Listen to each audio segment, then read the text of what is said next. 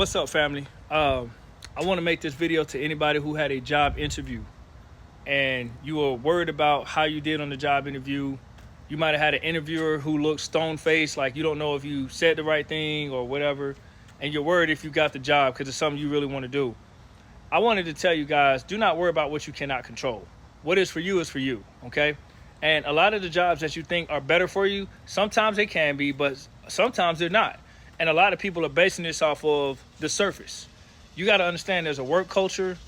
There's the potential to get cut in the future. Like, there's just so many factors that go into a job. So try your best to not get so worked up over something you don't even own.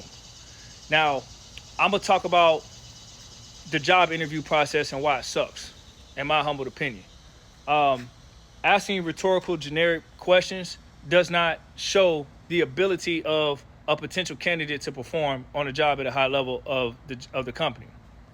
There are many people who are great at interviewing and they suck at the job, right? So it is not really a barometer of how well an employee performs. And then asking stupid questions like, where do you see yourself in the next 5 years?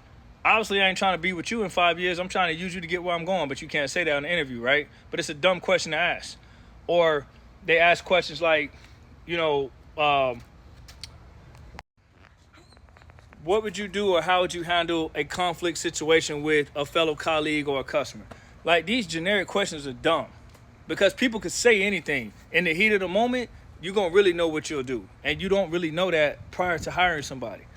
Like, the answers that people want to say is, hey, I'm going to tell them about themselves, right? But, you can't say that because you have to give a fake answer based on a fake interview.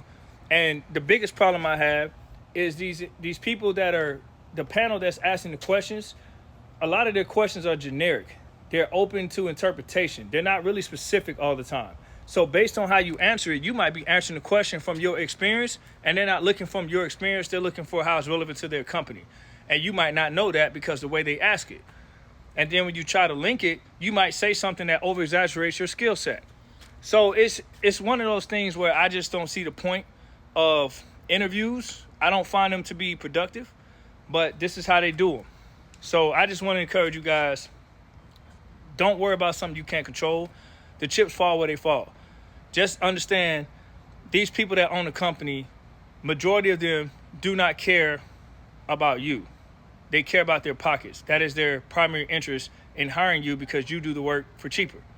So as long as you understand that, you are going to move accordingly and try your best to get what you can from the jobs that benefit you based on what you need.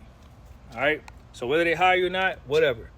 Keep it moving if they don't. And if they do, good, congratulations, but still be on the lookout because they'll replace you.